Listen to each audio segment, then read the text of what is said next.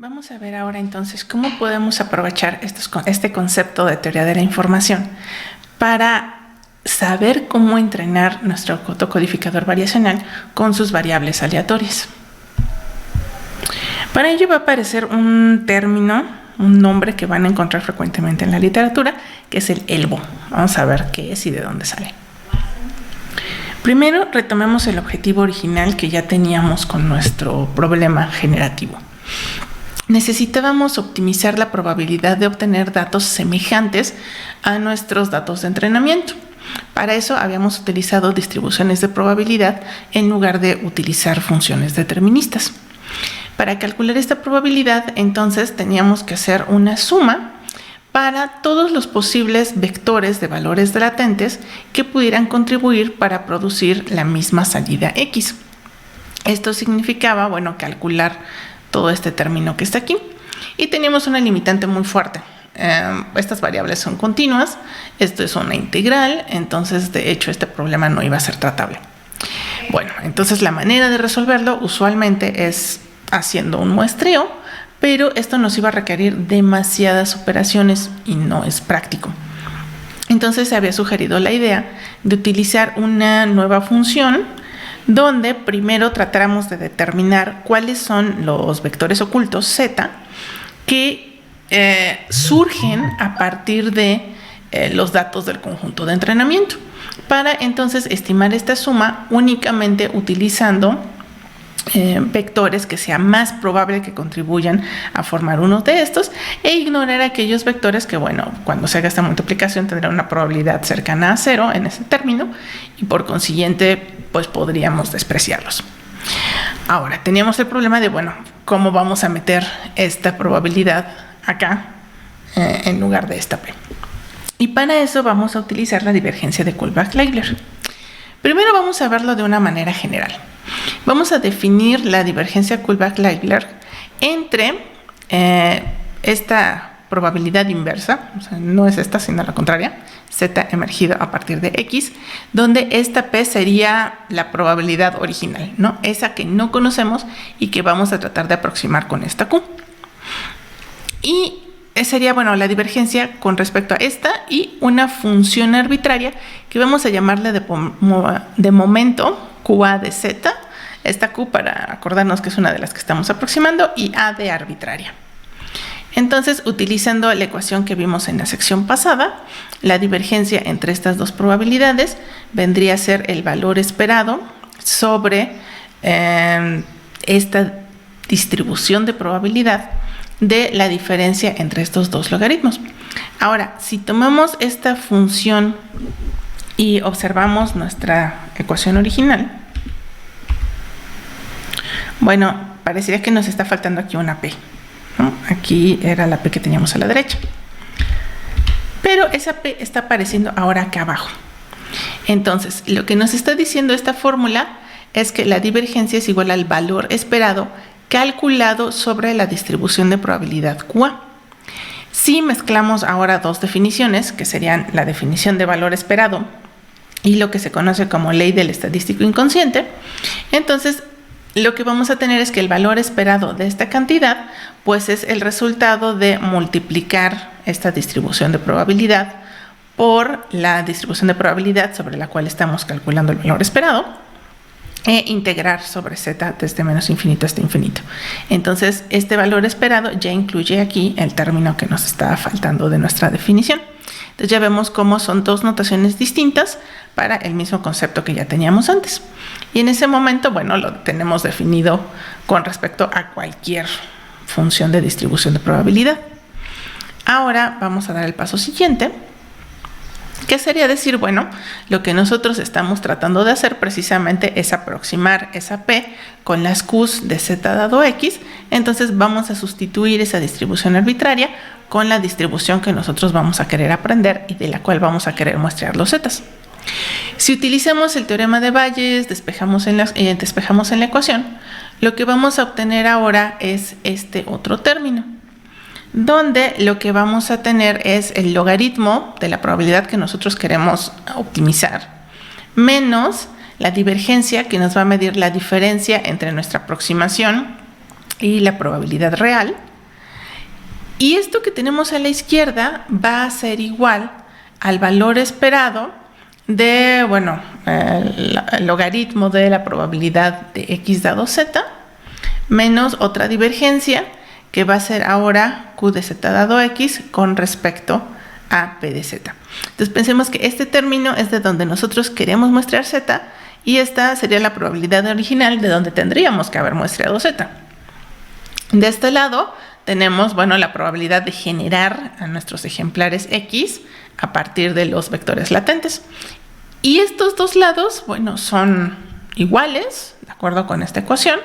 Entonces, cualquiera de los dos que optimicemos, pues va a tener el efecto de optimizar el otro lado. Entonces, con lo que vamos a jugar ahora es con cuáles podemos calcular y la interpretación que le vamos a dar a toda esta ecuación. Esta es la primera ecuación en todas las diapositivas que tiene un número asociado, porque esta es la ecuación característica del autocodificador variacional. Esta es la que nos va a describir qué es lo que va a hacer este sistema de redes y cómo vamos a trabajar con ella. Entonces, vamos a enfocarnos ahorita en el lado derecho. Bueno, se conoce como cota inferior a la evidencia. En inglés se llama Evidence Lower Bound. Y de ahí viene precisamente las siglas ELBO, que son las que, bueno, les dejé aquí porque les digo que son las que van a encontrar muchísimo en la literatura. Entonces, este ELBO, bueno, pues es precisamente el lado derecho de esta ecuación. Lo que va a suceder ahora es que esto es lo que vamos a tratar de optimizar. Y podemos verlo en dos direcciones. Podemos pensar que lo que estamos tratando de hacer es maximizar esta cota inferior a este logaritmo de p. Recordemos que aunque le saquemos logaritmo a todo, bueno, los máximos y los mínimos siguen siendo los mismos que si no hubiera logaritmo. Entonces observen que al sacar, que al optimizar este término que tenemos aquí, entonces efectivamente estaremos encontrando un máximo para la probabilidad de obtener las x. Entonces lo que nos está proponiendo el sistema es, a ver, esto que tenemos aquí a la derecha es una cota a esta probabilidad. Entonces, si esta cota, que es una cota inferior, tiene un valor grande, pues con más razón la probabilidad de x va a ser alta. Entonces, si nosotros podemos optimizar pues ya estamos realizando el trabajo que nos interesaba, que era optimizar este de acá. Entonces, lo que estaríamos pensando es que estamos tratando de maximizar este término que tenemos aquí a la derecha.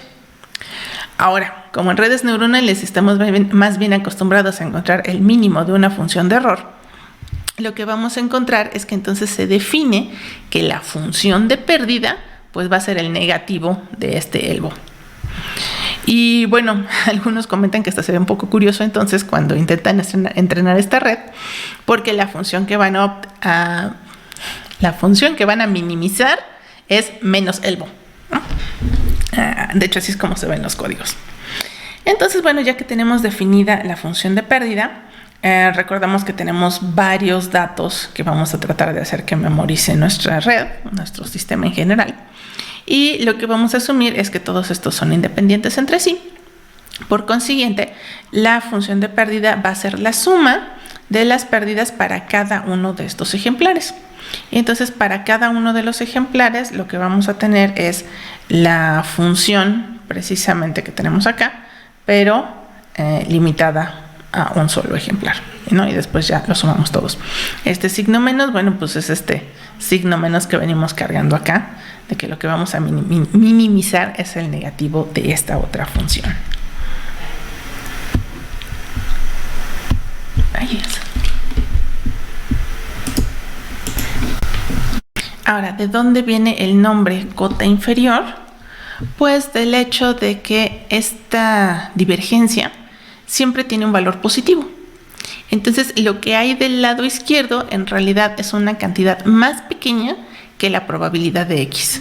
Entonces, lo que tenemos de este lado pues es una cantidad más pequeña que la probabilidad de x.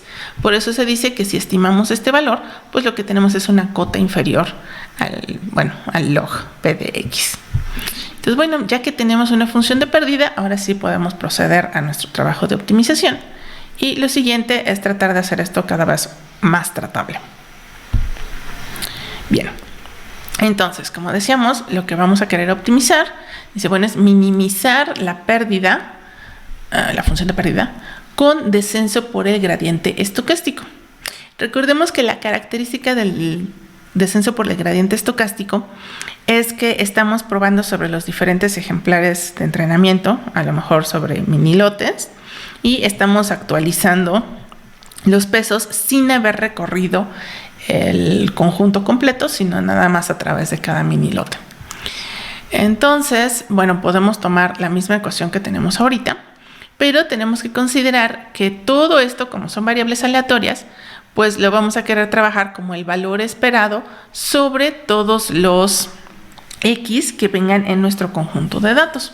Entonces, este término se está agregando tanto a la izquierda de nuestra ecuación número 1 como en el término del lado derecho. Lo siguiente que nos dicen es, bueno, dado que cada XY que pertenece a este conjunto de entrenamiento tiene sus propios parámetros, el gradiente puede entrar a las integrales y calcularse para.